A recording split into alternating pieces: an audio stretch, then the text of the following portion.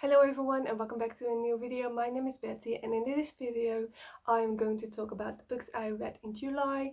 So I didn't read a lot of books in July. I was constantly distracted by a lot of things. So yeah, this video is going to be a very short video, but I hope you still enjoy it. The first book I read in July was Mr. Fixer-Upper by Lucy Score, and this is the second book I read by Lucy Score. The other one was called Things We Never Got Over, I believe. I really like that one, so I wanted to read another book by her, and I picked Mr. Fixer-Upper. And this book is about Gannon and Paige, and they both work on a reality show where and it's about home improvement. And it was really cute at the beginning. I really liked it, but for some reason I stopped caring about this book at all. Like, I think I was halfway through this book and I just stopped caring about this book. I was at a point that I just wanted to not finish this book because I didn't like it anymore. I still finished it, and the ending was cute, I have to admit that, but like, I liked the beginning, I liked the end, like the last chapter or something, but everything in between was just boring in my opinion. I just really didn't care about the main characters at all. So yeah, I was a little bit disappointed.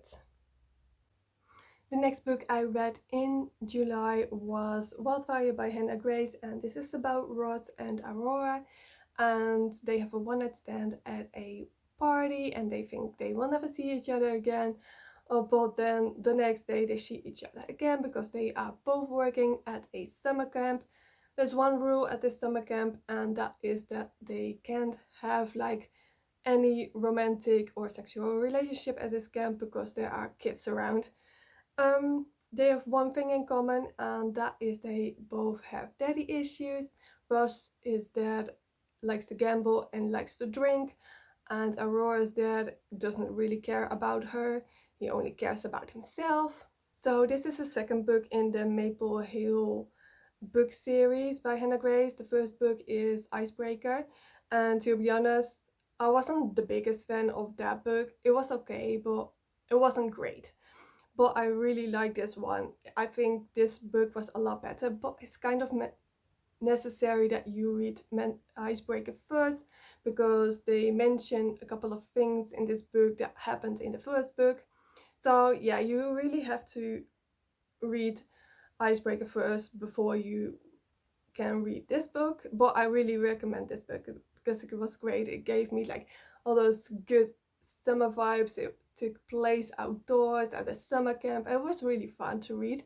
So yeah, I can definitely recommend this book, but you have to read Icebreaker first, which wasn't the best book.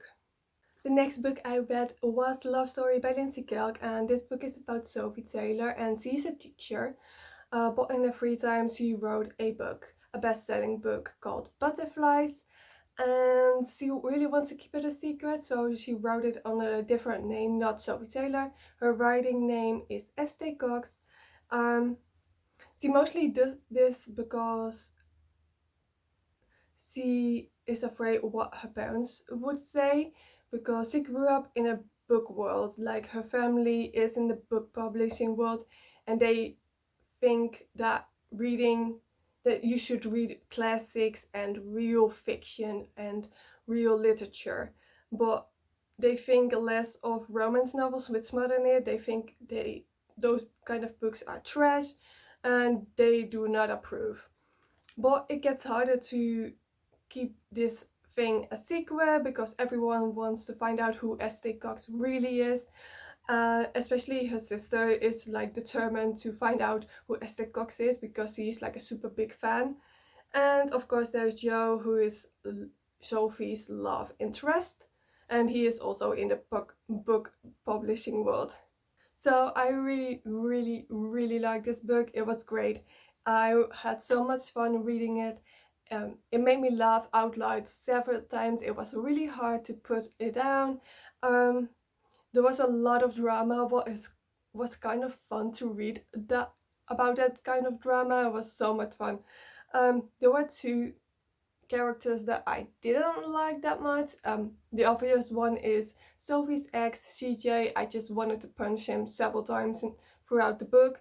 And there was Sophie's sister, Charlotte. She is basically a spoiled little brat, and she gets everything she wants, but she was like super annoying.